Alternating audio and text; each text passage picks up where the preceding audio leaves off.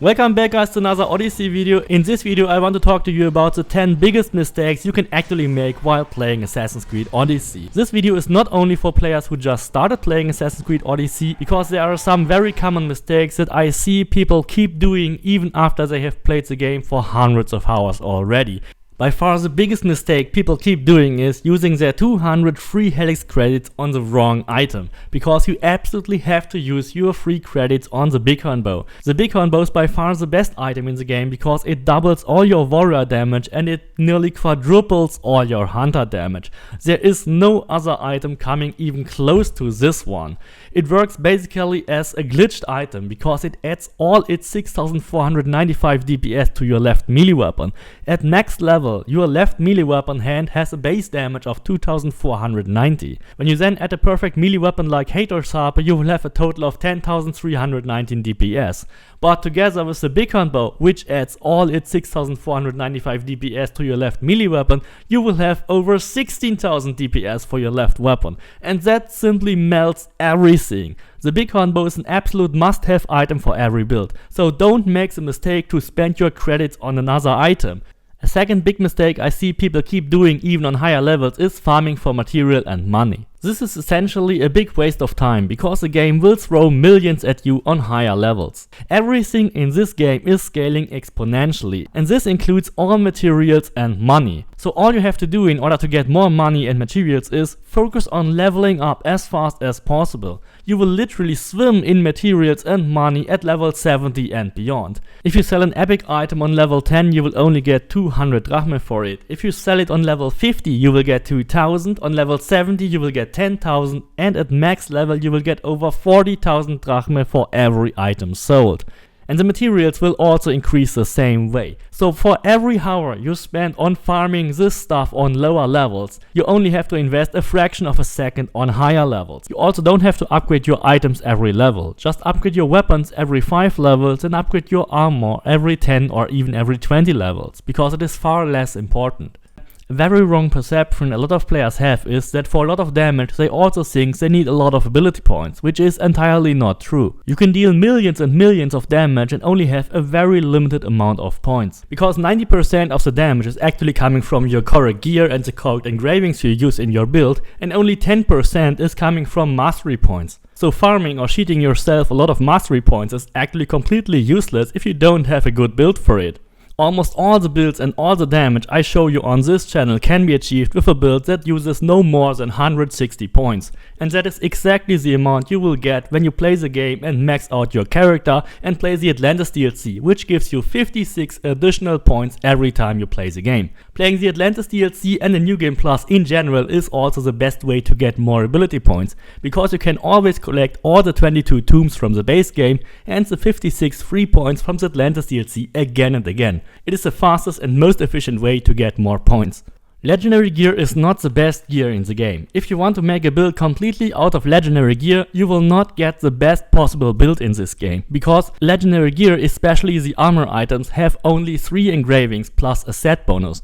But if you go for epic items, they will always have 4 engravings in total. So in total you will get an additional 5 engravings, and these 5 additional engravings when using epic armor items will completely outperform every possible set bonus you can think of. Even one additional engraving alone will be enough to outperform the legendary set bonus. However, if you now just only make a build using epic items because you think epic items are better, that is not always the case. Epic items are only better if they are near perfect or perfect items. There are a lot of really good legendary builds, and you really have to get perfect epic items to outperform these. So if you don't want to go the extra mile to get the perfect epic items, or if you're just too unlucky to find them, then it is better to actually make the best legendary builds, because they will definitely be better than a mediocre or bad epic build. I often see people making my builds but using different weapons or even mixed weapons. This is a big mistake. Whenever using mixed weapons, you are losing at least 1 additional damage with your weapon type, which means you are losing 30% damage with blunts, 30% damage with swords, with daggers or whatever. Because a perfect melee weapon always has to have weapon damage, critical damage and warrior damage. And weapon damage is far stronger and more important than critical damage. It is an additional multiplier, and having having a maximum amount of 140% weapon damage in your build is key to have the maximum damage possible. And when you switch your weapons entirely from swords to blunts or spears, you also have to keep in mind that there is a lot of weapon damage actually on your gear.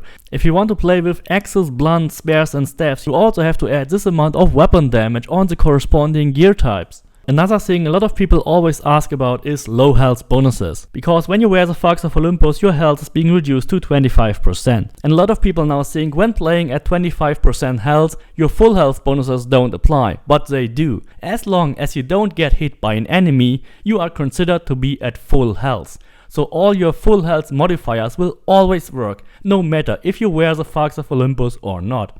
Besides that, it is also much easier to just stay at full health. With the correct build and the correct playstyle, you can make your full health bonuses to be applied every time, no matter how often you get hit. You can safely dismantle all low health stuffs immediately when you get it.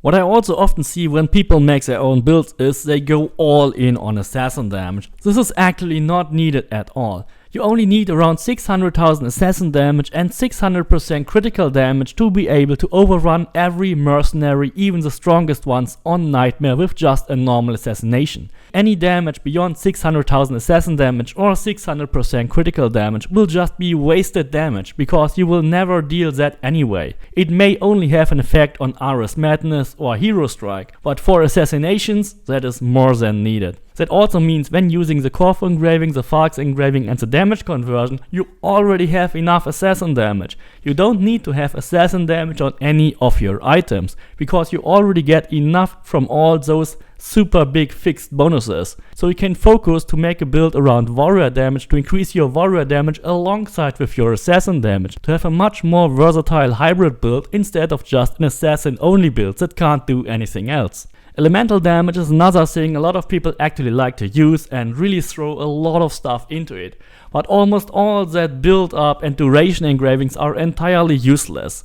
With a good build in this game, when you hit your enemies they will die instantly anyway, so you will actually never really witness a damage over time effect in a good build. Instead of that, simply use your fire or poison damage to increase your weapon damage, because elemental damage will still be added to your weapon when you use it. But never focus on damage over time, it will just make your build incredibly worse. Last but not least, we have the Blade of Yumminess. The Blade of Yumminess might actually be good between level 10 and level 20, when your abilities are weak and you only invested 1 point or so on devastating shot and overpower attacks and so on. But once you reach a certain level and you put your second point on those abilities, they will be much stronger than using the Blade of Yumminess. And even with the Corfu engraving alone, you will get over 200% damage without any penalty. So the Corfu engraving will completely outperform the Blade of Yumminess anyway. And it doesn't block all your abilities. The Blade of Yumminess is actually an outdated item from the past. With the Corfu engraving or the Bighorn bow you will get the same damage, but you can still use all your abilities. So this is a much better combination. Don't go for the Blade of Yumminess at a certain level. It is very good early on, but at level 20 or level 30 you should definitely drop it and you will have much more fun with your abilities without the Blade of Yumminess. So I hope you really enjoyed the essential tips and all the stuff that I saw people doing wrong in all those 4 years of playing the game. Please don't forget to subscribe, leave me a like and see you next time.